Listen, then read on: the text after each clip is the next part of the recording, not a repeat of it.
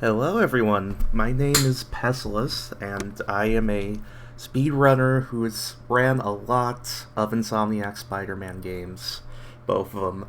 And the new trailer for Spider-Man 2 just came out. This is going to be a mixture of reaction slash analysis. I've only watched this through the first time, and now I'm going to just go through and try to analyze some of the nitty gritty of what's happening here. And I'm really excited. This looks really awesome. So let's do it. So as we jump on in, first thing immediately is this UI at the bottom, the L1, R1. That's really interesting, because in Miles, it was the press and hold L1, and then the buttons for different actions. I assume this is probably working in a similar way, where L1 is the power set, and R1 are the gadgets, and you hold one, and say you hold L1 and press triangle, and this action's what pops up, I assume. It's an interesting way to deal with it. That means there's going to be a lot more variety in the power set and the abilities, because you have 8 of them available in an instant instead of Miles. There were about 6 or 7, but there were a lot of extra button combinations for those. So, in principle, I like it. It allows you to use gadgets without slowing down the pace of gameplay, potentially more options. I don't love the UI. It's just kinda there, and it looks a little silly, just kinda being there in the bottom of the screen. I'm kinda hoping you can customize it, like the size of it or where it is on the screen or anything like that. I feel like it'd be more at home, like at the top with the web shooters. Yeah, so we will see about that. I guess the web shooters being there means that tapping R1 will still web shoot and holding R1 would do these web gadgets. That would be my assumption anyway. It's very interesting. We see some typical dodging, shooting. Yeah,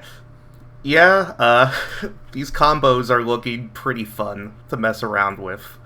Assuming this looks like a basic combo, and then that ability, the spike ability, is being used, which the fact that that ability immediately combos into air hits, that's awesome.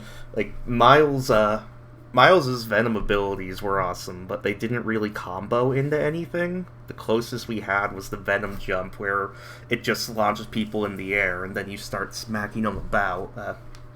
If these abilities flow more into basic combos, yeah, that's going to help the flow a lot. Like, if that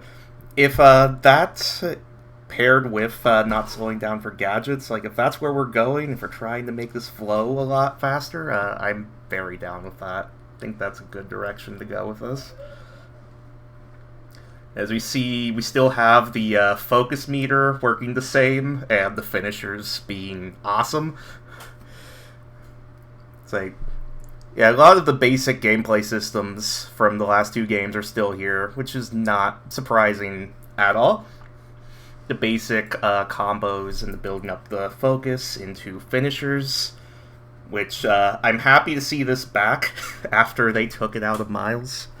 I thought the Miles 15-hit combo was a little annoying. Maybe Miles will still work like that? I don't know. We need to get to that section. But also, is that a parry? That sure looks like a parry or a block. Is that an ability? I think I saw L1 flash, but there's no cooldown. It looks like these abilities are on a basic cooldown. So nothing too crazy there. Is this like a symbiote specific? I can't tell if this is an ability or if this is like a symbiote specific like parry counter. Which counters would be awesome, honestly. And it looks like there's some sort of red radius to indicate. Okay, it's the same. I think that's the same basic spider symbol, right? I think when the dog showed up, it was the same spider sense being used. Yeah, it was it's a spider sense over Spider-Man's head versus a red dot over the enemy's head. Okay, so that probably indicates it can be countered. And you pair that with the spider sense. Interesting. Because a counter parry system would be awesome. Like, again, if everything so far looks like the goal is to make the combat more fluid, more just things comboing into each other and not slowing down the pace, which is really the one thing with the combat system of the first game, is you're constantly switching gadgets, and you can fast toggle with double clipping the weapon wheel, but it can slow things down when you're pulling out the gadget wheel. You're going on and on. Yeah, I definitely like the basics of where this is going. I do wonder, with these basic cooldown wheels, like, are we going full, like, RPG mode, where we unlock, like, 10 abilities or something throughout the game, and we can only equip 4 of them at a time? Now, that'll be interesting. I think that's potentially a natural progression for the basic RPG elements in the first 2 games. So, also, tossing enemies around, love it. And more flashy wall counters are also great. That looks to be another ability. That just looks really fun. The other thing, I'm going to assume that these symbiote abilities, like, Peter's going to have the symbiote for the majority of this game, I have to assume. This sounds like an early game mission, based on the fact that Miles indicated he just got the symbiote. I'm going to kind of gloss over the story parts of this. But, yeah, I wonder if, like, we saw in the first trailer, the Iron Man, like, arms, the extra mechanical arms Peter gets, and I wonder if that's how he'll keep the Venom abilities once we get rid of the symbiote, potentially. Or maybe he doesn't get rid of it. Maybe the final boss is Miles smacking Peter about a bit. I don't know. As for the story, it all looks great. Like, everything...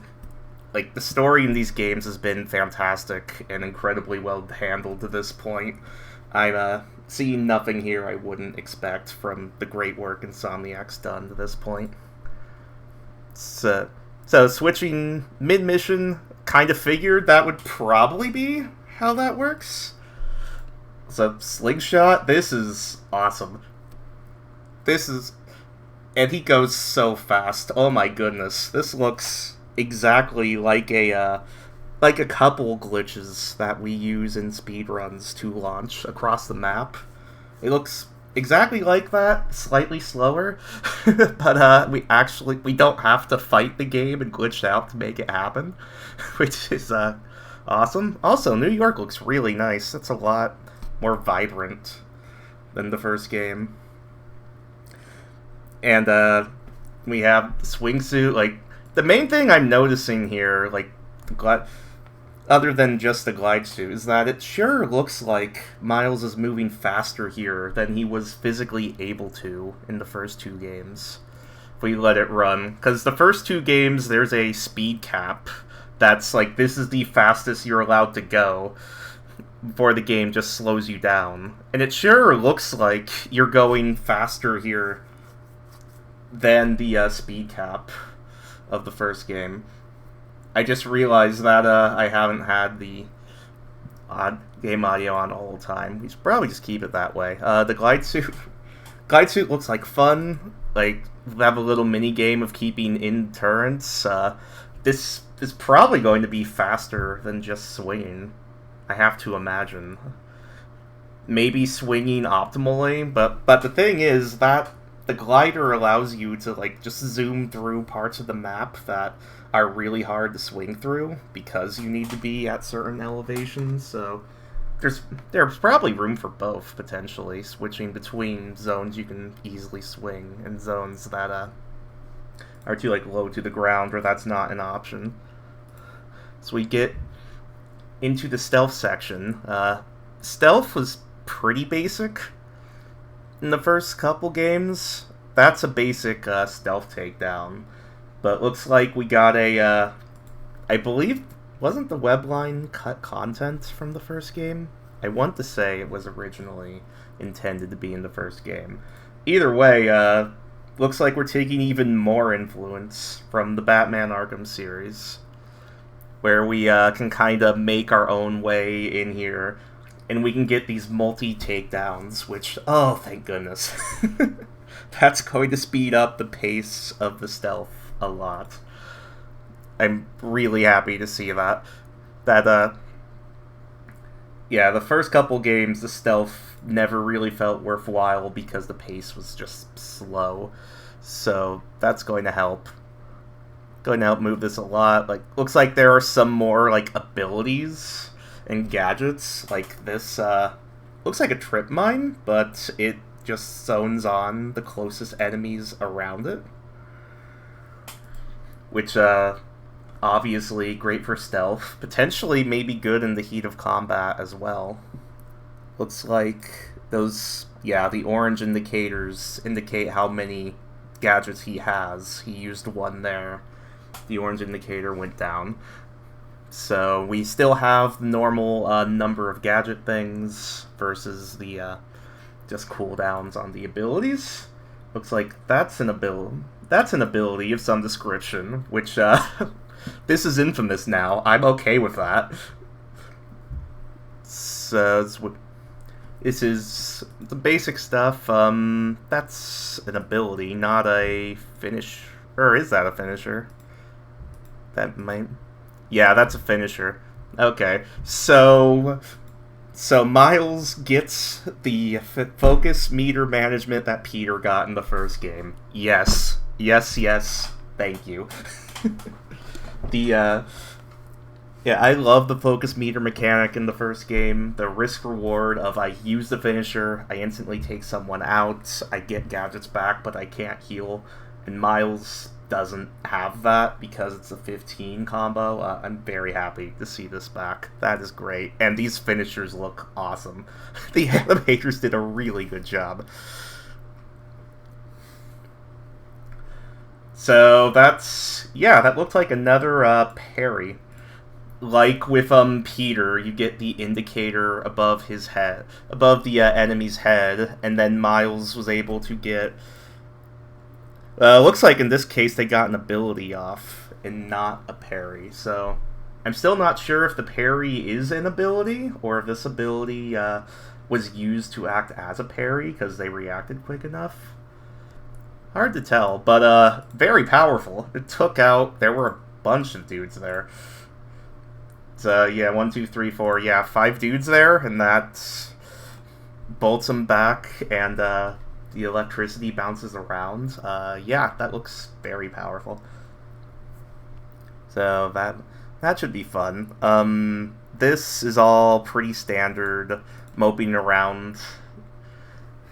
Moping's the wrong word. The pretty standard exploration mid-level walking segments, which are fine. And from a speedrunner's perspective, they're a little bit annoying.